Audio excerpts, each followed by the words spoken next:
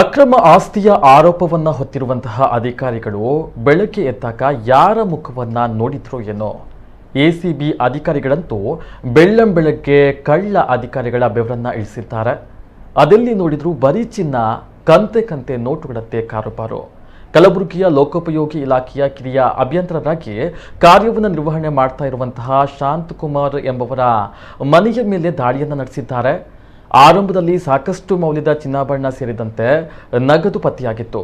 ಬಳಿಕ ತಪಾಸಣೆಯನ್ನ ತೀವ್ರಗೊಳಿಸಿದ ಅಧಿಕಾರಿಗಳು ಚಾಲಾಕಿ ಅಧಿಕಾರಿಯ ಕಿಲಾಡಿತನವನ್ನ ಕಂಡು ಬೆಚ್ಚಿ ಬಿದ್ದಿದ್ದಾರೆ. ಮನೆಯಲ್ಲಿ ಅಳವಡಿಸಲಾದ ಪ್ಲಂಬಿಂಗ್ ಪೈಪುಗಳಲ್ಲಿ ರಾಶಿ ಹಣವನ್ನ ಅಧಿಕಾರಿಗಳು ಪತ್ತೆ ಮಾಡಿದ್ದಾರೆ. ಬೆಳಿಗ್ಗೆ ದಾಳಿಗೆ ಬಂದಾಗ ಮನೆಯವರು ಬಾಗಿಲು ತೆಗೆಯಲು ಸಾಕಷ್ಟು ಸಮಯವನ್ನ ತೆಗೆದುಕೊಂಡಿದ್ರಂತೆ. ಹೀಗಾಗಿ ಅನುಮಾನ ವ್ಯಕ್ತಪಡಿಸಿದ ಅಧಿಕಾರಿಗಳು ಎಲ್ಲೆಲ್ಲಿ ಹಣವನ್ನ ಬಚ್ಚಿಡಲು ಸಾಧ್ಯವೋ ಅಷ್ಟೂ ಮೂಲಗಳನ್ನ ಎಸಿಬಿ ಬೇರು ಸಮೇತ ತಡ್ಕಾಡಿದ್ದಾರೆ.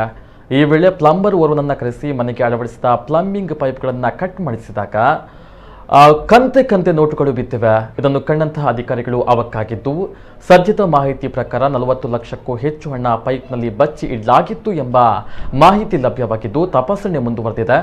ಕೃಷಿ ಇಲಾಖೆಯ ಜಂಟಿ ನಿರ್ದೇಶಕ ಟಿಎಸ್ ರುದ್ರೇಶಪ್ಪ ಅವರ ಹುಡ್ಕೋ ಕಾಲೋನಿಯ ಮನೆಯ ಮೇಲೆ ಅಧಿಕಾರಿ ದಾಳಿಯನ್ನು ನಡೆಸಿ 7 ಕೆಜಿ ಚಿನ್ನ, 15 ಲಕ್ಷ ನಗದು, 3 ಕೋಟಿ ಮೌಲ್ಯದ 9 ಎಫ್ ಗೋಲ್ಡ್ ಪತ್ತೆಯಾಗಿದೆ.